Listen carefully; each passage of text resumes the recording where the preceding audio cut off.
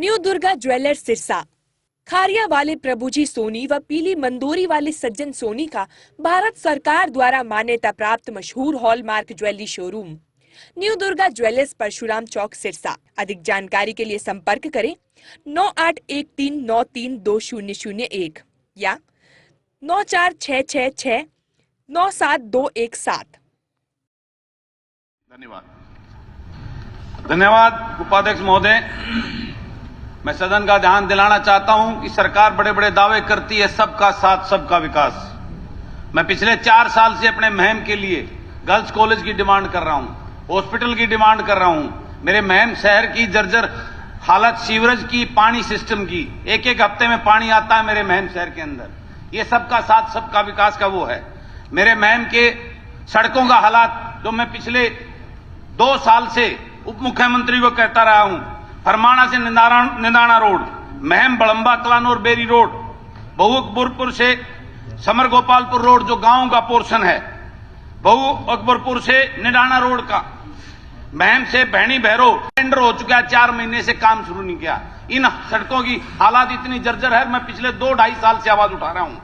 Meham लाखनवाला drain की सफाई और उन पटड़ियों की मरम्मत करना, ये बार बार कह रहा हूं लेकिन कोई ध्यान नहीं दिया जा रहा है। मैं सदन का ध्यान देना चाहता हूं कि ये सबका साथ सबका विकास खाली बातें ना करें, उसको धरातल पे सरकार काम करें। उसके बाद अध्यक्ष महोदय, उपाध्यक्ष महोदय, मैं आज बेरोजगारी जो सबसे बड़ी समस्या बन गई है इस प्रदेश की, सरकार 2 लाख से ज्यादा पद खाली पड़े हैं, लेकिन सरकार की मंशा नहीं है। सारे जो सीईटी के पेपर थे वो 61 ग्रुपों के पेपर आज कोर्ट के स्टे की वजह से, पैरवी ना करने की वजह से, आयोग के द्वारा ढीला रवैया होने की वजह से, कोर्ट की फीस ना भरना, बार बार टाइम मांगने की वजह से 61 ग्रुपों के पेपर जो है ना वो स्टे में लटके बैठे हैं।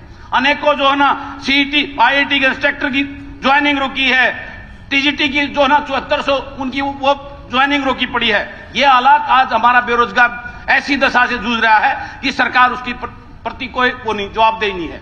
सिर्फ डी ग्रुप का हवाला देकर हमारे हाईली क्वालिफाइड बच्चों को डी ग्रेड करने के लिए उनको चपरासी की लाइन में खड़ा कर दिया। आज ये सबसे बड़ा दुर्भाग्य है इस प्रदेश का, जो बड़े बड़े दावे करती है सरकार, अगर हम आगे जा रहे हैं। आज डी ग्रुप एक ऐसा खिलौना, एक जुंजरा बना दिया कि हमारे हाईली क्वालिफाइड बच्चे उस डी ग्रुप की लाइन में चपरासी, आज वो जो पहले लगे हुए हैं वो शोषण हो रहा है उनके साथ में। तो एक एमए एमटेक बच्चा अगर चपरासी बनेगा, उसकी हर रोज मृत्यु हो रही है। वो आज मजबूर आत्महत्या करने, अनेकों केस हरियाणा की सरकार के उसमें आ चुके हैं। उसके बाद अभी भाई अरुण ने बताया कितना बड़ा अपराध बढ़ रहा है, उसकी मेन वजह है हमारी पुलिस का डिमोरलाइज होना, पुलिस में कर्मचारियों की कमी होना, उनको अच्छा वेतन ना मिलना। जो सरकार ने दावा किया था उनको हरियाणा, पंजाब के, हिमाचल के और चंडीगढ़ के बराबर जो वेतनमान हरियाणा पुलिस को देंगे और उसकी कर्मचारियों की पूर्ति करेंगे, वो कमी की वजह से और कम सैलरी होने की वजह से आज हमारा पुलिस विभाग डिमोरलाइज है। सरकार अनेकों दबाव से उनसे गलत काम, ठीक काम सब करवाती है, लेकिन उनका ध्यान देने की तरफ सरकार का वो नहीं है, जिसकी वजह से अपराध बढ़ता जा रहा है। वो अपनी पूरी ईमानदारी निष्ठा से अपनी ड्यूटी नहीं कर पा रहे, जिसकी वजह से ये सारी चीजें सामने आ रही हैं। उसके बाद मैं पोल्ट्री फार्म की जो पॉलिसी केंद्र सरकार की है, मैं सरकार से कहना चाहता हूं, जब आपकी सरकार है केंद्र में, तो स्टेट में वो पोल्ट्री फार्म की कॉन्ट्रैक्ट की पॉलिसी को लागू क्यों नहीं कर रही सरकार? इसके पीछे सरकार की क्या मंशा है? उसके बाद एचकेआरएन ऐसा एक शोषण का युवाओं का माध्यम बन गया है, जिसमें युवाओं को जब जरूरत होती है, जब मंडियों में जरूरत है, 18 दिन के लिए उन युवाओं को भर्ती कर लेते हैं, 18 दिन के बाद नोटिस देकर बाहर कर देते हैं। क्यों उनका अपमान किया जा रहा है? उनके हालात से खिलवाड़ किया जा रहा है। सरकार को इस पे चिंता करनी चाहिए। फार्मासिस्ट, हमारे प्रदेश के फार्मासिस्ट, उनको फार्मेसी लगाती है सरकार और उसी पद से रिटायर कर देती है। उनकी जो है ना प्रमोशन पॉलिसी क्यों नहीं लागू करती? इस पे सरकार को विचार करने की जरूरत है। माननीय हाई कोर्ट ने कितना बड़ा शर्म की बात है हरियाणा प्रदेश के लिए, हमारे स्कूलों के ऊपर जो चीज सामने आई, शिक्षा मंत्री जी बैठे हैं कि हमारे ओडीएफ की बड़ी बड़ी बात करते हैं, हमारे स्कूलों में लड़कियों के लिए कि लगभग 550 स्कूलों में शौचालय ही नहीं है।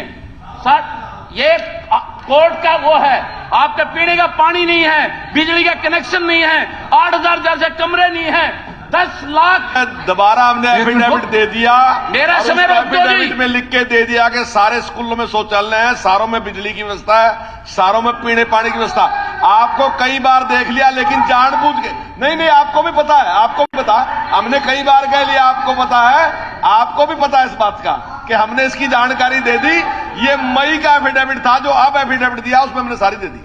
ये कोर्ट का वो करे 10,275 करोड़ रुपए आपका वापस दिया है मंत्री जी, आप यूज नहीं कर पाए उसको। ये बड़ा दुर्भाग्य है। आप शराब माफियाओं का आतंक, यमुनानगर अंबाल में 20 से ज्यादा लोगों की मृत्यु होना, ये अपने आप में बहुत बड़े शर्म की और दुख की बात है। आज किसान खाद की लाइन में खड़े हैं, उनको खाद नहीं मिल रहा है। खाद मिलता है तो धक्के से दूसरी चीजें उनको तोपी जा रही हैं। इस बात के लिए सरकार क्या कर रही है? बड़ी दावे करती है, धरातल में कुछ नहीं। मनरेगा मजदूर जो एक रीढ़ की हड्डी है, उनको क्यों काम प्रॉपर नहीं दिया जा रहा? क्यों उनको मान दो 600 रुपए नहीं दिया रहा?